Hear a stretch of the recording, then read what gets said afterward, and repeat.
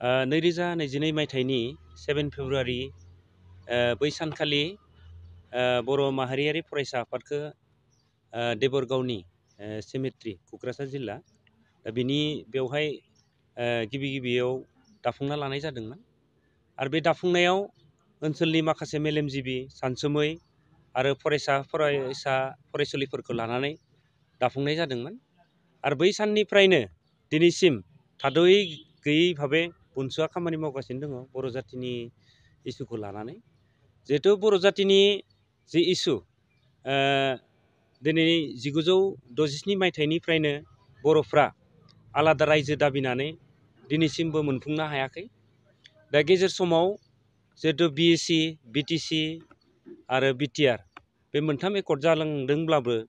दिनैसिमबो बर'नि जि एसपिरेसन माने गांनाय उखैनाय बेयो जाफुंसाराखै।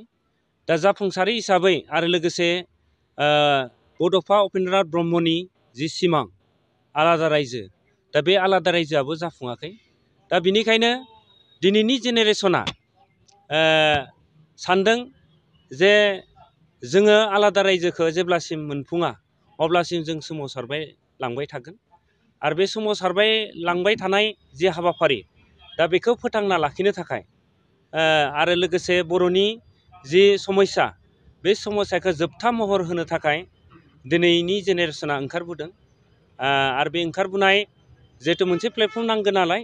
दा ओंखायनो बुनसु महरै दिनैनि जेनेरेसना ओंखारनानै जाहाथे आसाम सरकार भारत सरकारखौ नारसिननानै बर'नि जि सिमां बेखौ जाहाथे जाफुंसार होनो हायो दा बेखौ लानानैनो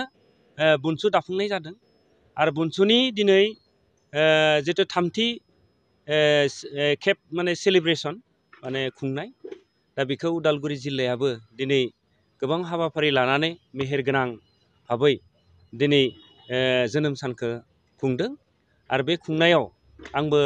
दा बिथांमोना हांख्रायनाय लेखायै आं आलासि महरै बेवहाय नुजाथिफैदों आरो बिथांमोननि जि सिमां बा बिथांमोना जि साननाय जाहाथे जाफुंसारो आं बेखौनो आनान गसाइनि सेराव आं आर'ज गाबदों। नंगौ जे आलादा बर'लेण्ड सोमावसारनायनि अनगायैबो जोंनि समाजाव थानाय माखासे इनाय बा जायफोरखौ जों खोमसि फोथायनाय होनना बुङो आरो लोगोसे जोंनियाव समाजाव बेले बेजे सोमजिनाय जौ जुवा दा बेफोरखौ लानानै दिनै बुनसुआ खामानि मावगासिनो दङ बेफोरबो मोनसे एजेन्डा। आं बे समाव कार्बि आंलंआव जानाय आंबो इलेक्ट्रनिक मिडियानि गेजेरजों नुनो मोनदों दा बेवहाय बेयो जोंनि थाखाय बिराद दुर्भाग्यजनक बेयो जानो मोना बा जानाङा जिहेतु कार्बि दा बिथांमोनाबो इन्डिजिनियास पिपोल बर'फ्राबो इन्डिजिनियास पिपोल दा बे हिसाबै बेफोरबायदि जानायखौ जोंबो बुनसुनि जानानै आंबो दुखु फोरमायदों बे जानाङा आरो बेवहाय जानायाव हयथ' पलिटिकेलि मोनसे एजेन्डा थानो हागौ होननानै जोंनिफ्राय साननाय जादों आरो बेखौ जानाङा होननानै जोंनिफ्राय खावलायनाय हरनाय जाबाय। नंगौ बियो नायदो थांनाय बिसि समावबो जोंनियाव अरुणाचल नागालेण्ड बेफोरबायदि माने रायजोआ सोरजिजादों जिहेतु आर्टिकेल 2 आरो 3 रोखा रोखायै लिरनाय दङ जे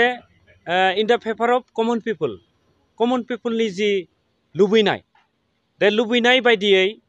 जोंनि हादोरावबो माखासे फिसा फिसा रायजो दानो हायो दा बेखौ लानानै जिहेतु आर्टिकेलावनो दंखायो दा बे आर्टिकेलाव दंखायो हिसाबै जोङो जेब्ला बर'फ्रा आन्दलन खालामबोदोंमोन बेनि गेजेरावनो अरुणाचल जालांबाय नागालेण्ड जालांबाय गोबां हादोरसाफोरा जालांबाय आरो लोगोसे गेजेर खलबाव जेब्ला 2003आव बिटिसि सुक्ति जायो बे समावबो तेलेंगाना जाबाय झारखन्ड जाबाय बेफोरबायदि माने रायजोफोरा जाबाय दिनै बिटिआर समावबो नङा होमबा बिटिआरनि समावबो नै माबाया जम्मु काश्मीराव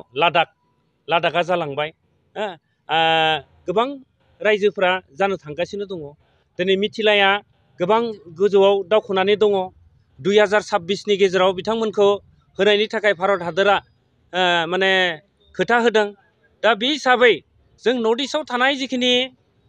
नर्थ इस्टल' नङा अल इण्डियाआव जायफ्रा फिसा फिसा रायजो नागिरदों दा बिथांमोनजोंबो जों सावरायगासिनो दङ जों खम समनि गेजेराव नर्थ इस्टआव थानाय जिखिनि स्टुडेन्ट अर्गेनाइजेसनफोर दङ दा बिथांमोनखौ सापर्ट लानानै जाहाथे जोंनि बड'लेण्डखौबो जे 26नि गेजेराव जाहाथे फुल फ्लेजेड मोनसे सेपारेट स्टेट दाफुंनो हायो दा बेखौ लानानै जोङो नारसिनगासिनो दङ दा जोंबो आसा फारिदों जे 26नि गेजेराव जे भारत सरकार आसाम सरकारजों जोङो मोनसे त्रिपाइटक माने सावरायनायखौ जों मोननो हागोन जोङो बेखौ हास्थायदों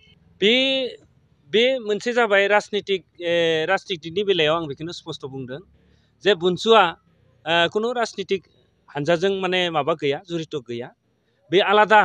मोनसे एजेन्डा लानानै जिहेतु ओंखारबोदों दा बेवहाय जोङो माने बुनसुनिफ्राय बेखौनो जों सावरायबाय थानाय जादों जे जोङो जिहेतु गोदान अर्गेनाइजेसन आरो गोदान अर्गेनाइजेसन हिसाबै जोंहा मबिलाइज खालामनो गोबां दङ दा बेनिखायनो फैबाय थानाय इलेक्सनाव बुनसुआ खुनु माने राजनितिजों लोब्बा थानाय नङा